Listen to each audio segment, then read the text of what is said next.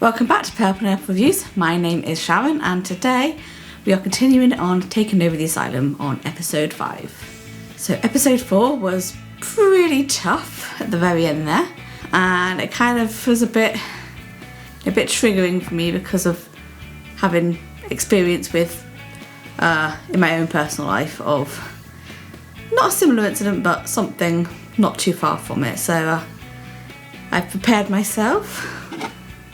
I've got alcohol and I've got tissues, so just in case. So we should watch episode 5. I saw the first frame and it looked like the funeral, so yeah, let's get into this.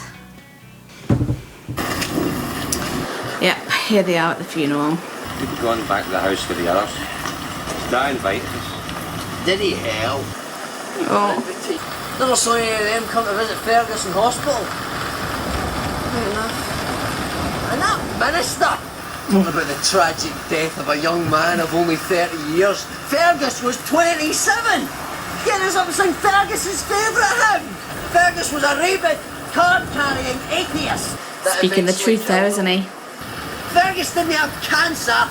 He was a Liddy of another planet! Oh, sweetheart.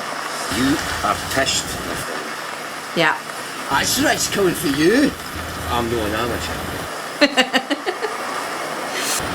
He's in the anger stage still.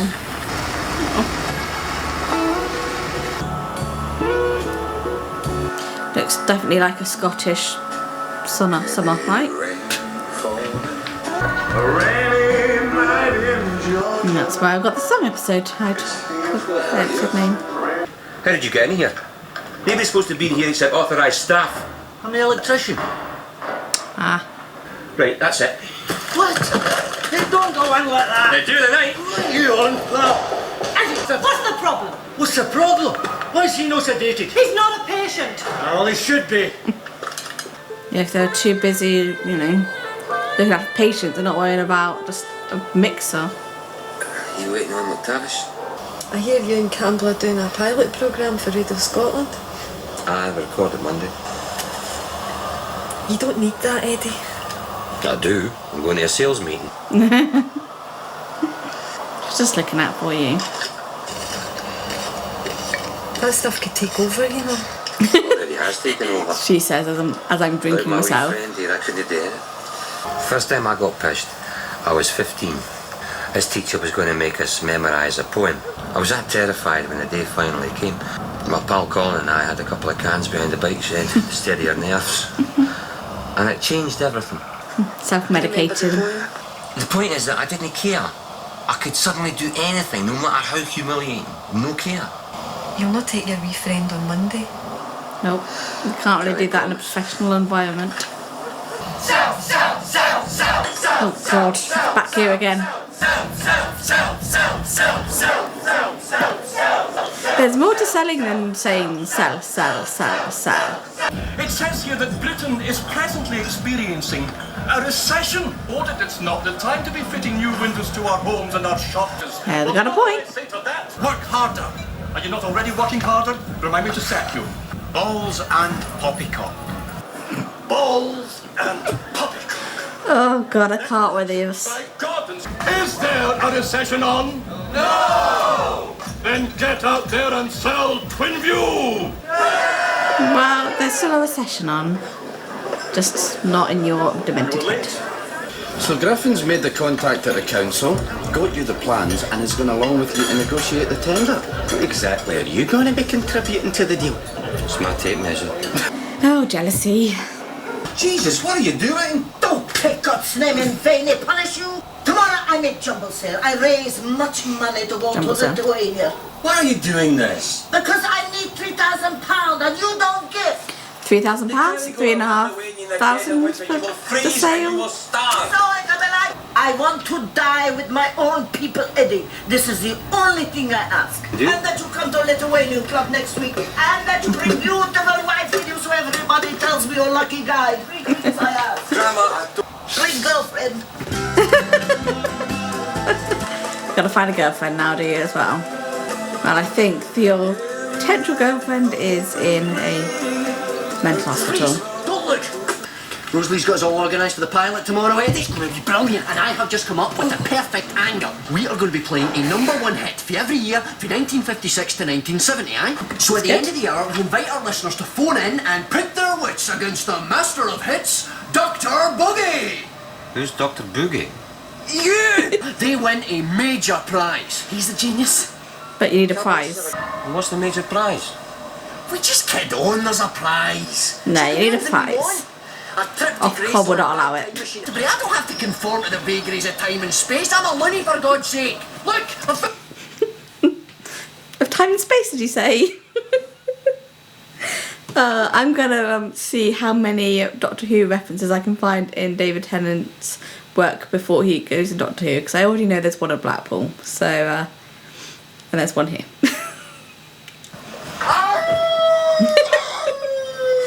Are you a werewolf now? About that. because we are loonies and we are proud. Proud, huh? Have you seen Rosalie? The social worker's here. She's not in tonight. She came in at 7:30, I saw her. Well, she's not here now. Rosalie, do you want to come out now before we end up with blood all over the floor? Rosalie, this is Linda Foster, the psychiatric social worker. She'd like to have a word. It's probably about time. See what see if she can help with anything.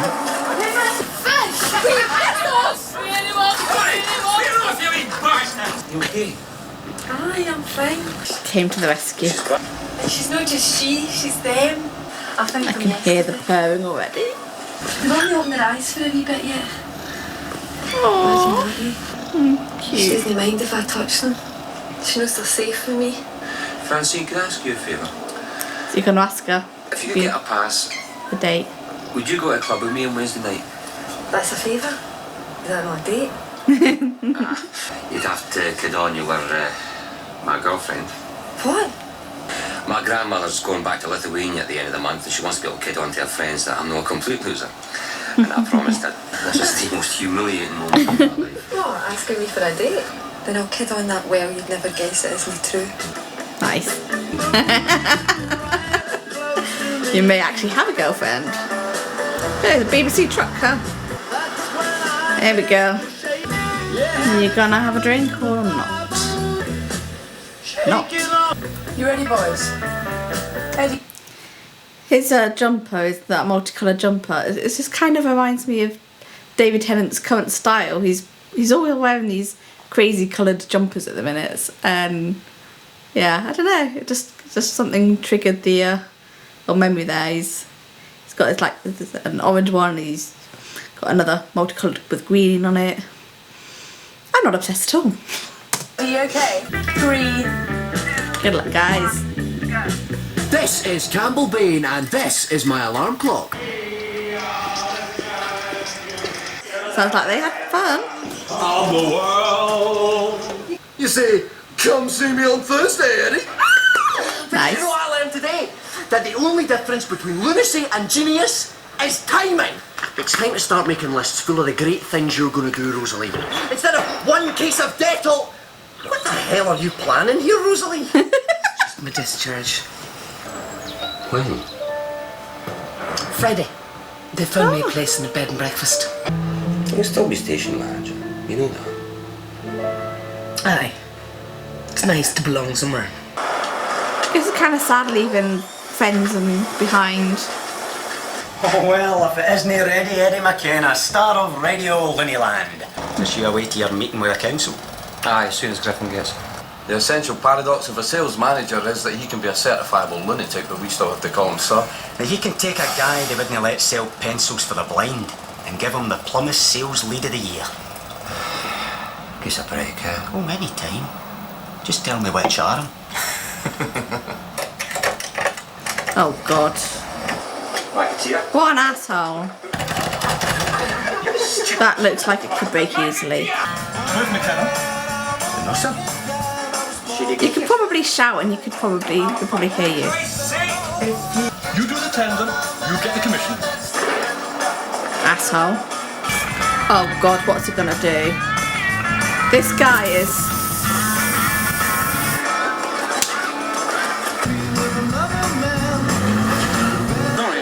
You better up at that sales job. What's your car? I thought I'd take the opportunity to use the excellent public transport system my regional council's responsible for. Oh, if you go back to the office, we tell Jane we're out of Boppy. And fix his tyre whilst you're there. Sure you want to do this? Aye. Tales of filming in Scotland all this vein. Francine, this is Mrs. Prakashkas. Delighted to meet you. This is my, Girlfriend. What's her name? Francine. Francine! Oh, how happy I am to meet you again. Crazy one? It was either that or a blow-up doll. I was afraid the doll might get... Labas vakaras manovata. Well, maybe she's okay. There you go.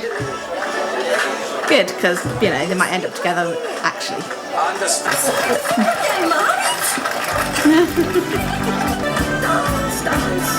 Oh, wow. I'm so glad I don't have, like, family like this.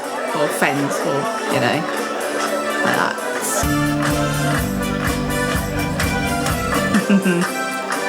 They're staring at each other's eyes. Oh, cute. Thanks. For what? You know, kidding on. That was my first date in 7 years. I felt like Cinderella. You're terrific eyes. Aye, but you wouldn't want to see my body. Hey up. No, it's so full of scars from when I slashed myself. Then stop. I'd still have the scars. Hey, your What story. scars, Francine? Comes the close-ups. Just those kids. What? Fucking lunatics. I mean, they're the lunatics.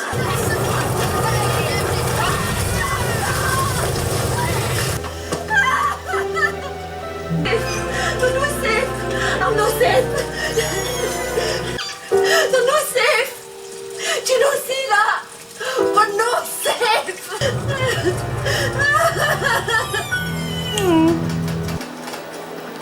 Those fucking kids, man.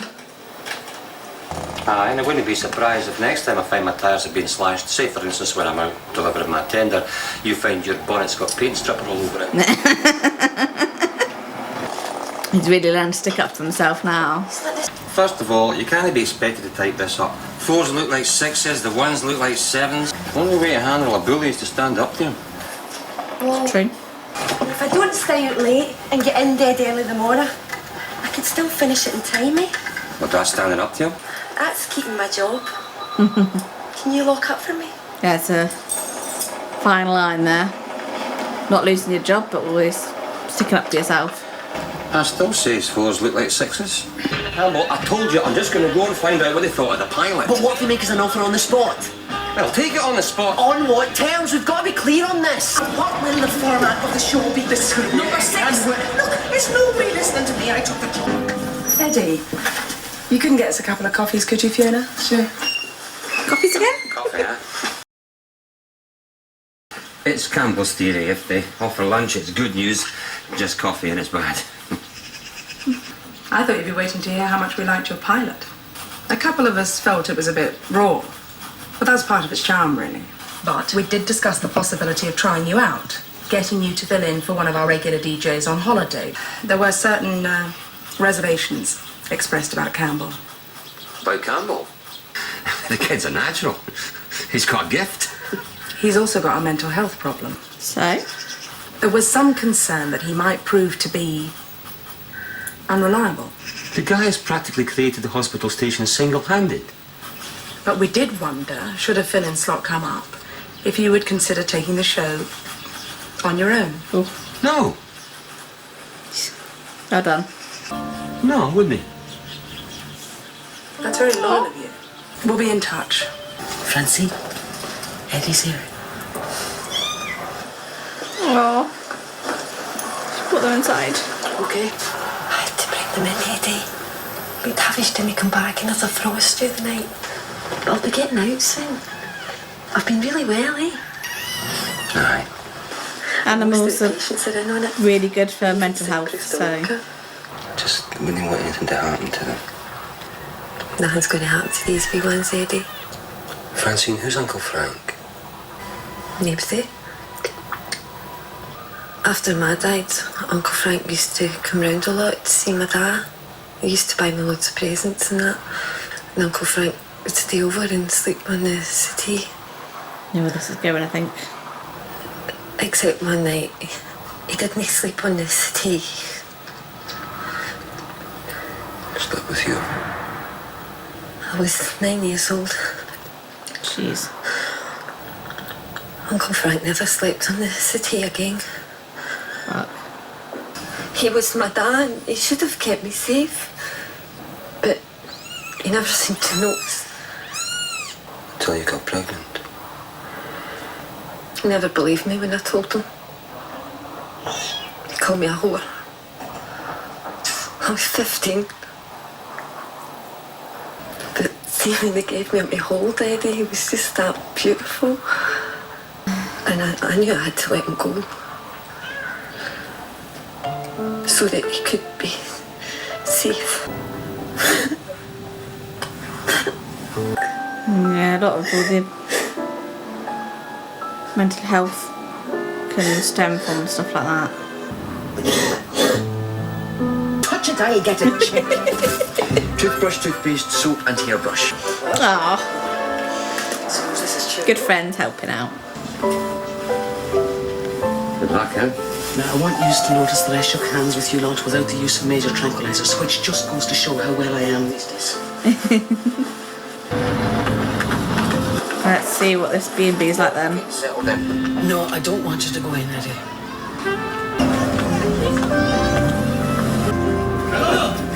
I want to talk to you, and I want to talk to you now. Aye, sir. Wow. This man is the best damn salesman the Strathclyde region of Twinview Windows has ever had. Today, the District Council accepted our tender for £55,000 worth of windows now.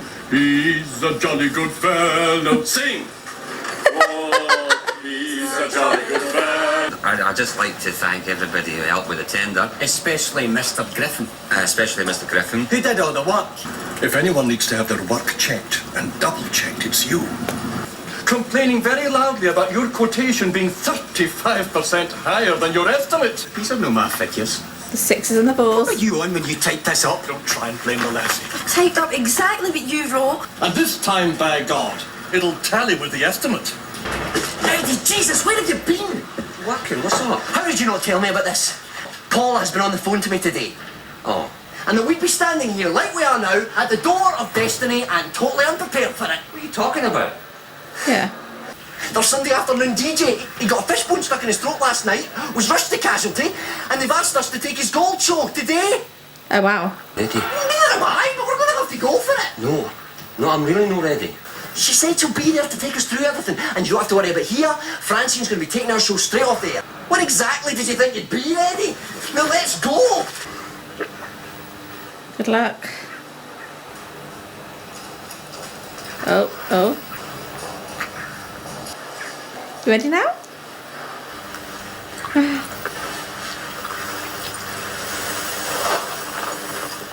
You're ready.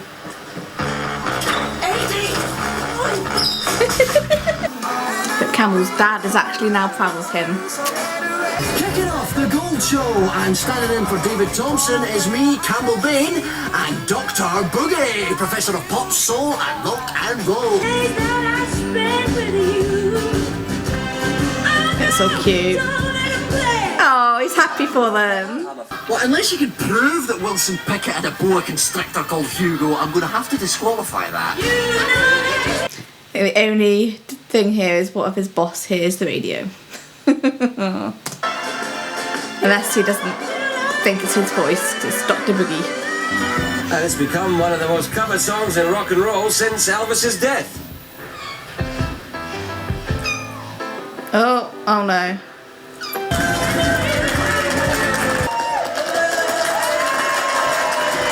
As Neil Armstrong said, on that fateful day when he first put his foot on the moon, we are Lunnies, and we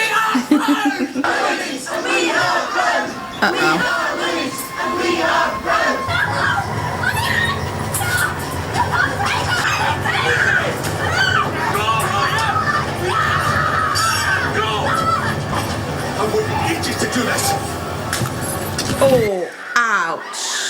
George, do something for that. Do you realise what you've done? Does anybody realise what they've done? Young girls said you get weary. It's back to the drinking. You know. Right. Another episode down. And there was definitely some more sad moments in that one, wasn't there? There we have episode 5 of Taking Over the Asylum with David Tennant. There wasn't really too much focus on David this time. There was it was a Francine story mostly, which was, you know, sad. It got me crying on camera again. Episode 6 next it's the last episode. So we've still got to resolve a couple of storylines. Eddie and Francine to resolve in next episode. And then hopefully Campbell, David Tennant's character, will leave St Jude's and continues at Radio Scotland, you know, BBC Radio Scotland. Hopefully that'll be good. But I know this is a kind of show that I don't think, it's not always gonna have like that typical happy ending. There might be some happy parts in it, but it's kind of showing the reality of life, and sometimes life isn't always great or perfect or, you know, good. So I wonder how everything's going to resolve. I do hope it's happy though, but you never know with these kinds of shows. I mean, that's like, you know, episode 4 didn't have a happy ending, so but hopefully the last episode will show some happiness. I can see why the show won a BAFTA. It really deals with lots of different types of mental health in a very real way. It's not, you know, stereotypical. It's not, you know, shown to be just like, oh, this is the type of person that does that, this is the type of person that does that. It brings more realism to it, I think, and for a show from the mid-90s, it's incredibly well done. This could be made today, and probably not as well done. So if it was made today, a few terms would be different, but there'll probably be some alterations, but yeah, I don't think it would be done as well today, and then you'd have probably lots of people complaining on social media about certain aspects. But obviously there's no social media back then, so nobody would complain about it, I guess. Looking at the IMDb ratings for each episode, they're all above 9 stars. 9.1, 9.2, 9.1, 9.5, 9.3 that one, and the next episode's 9.5. And it's called Let It Be. Another Beatles song. Started on a Beatles song, Hey Jude. Ends on a Beatles song, Let It Be. And I think that's where I'm going to leave this video. Let it be. And catch up on more of my content. And I'll see you next time.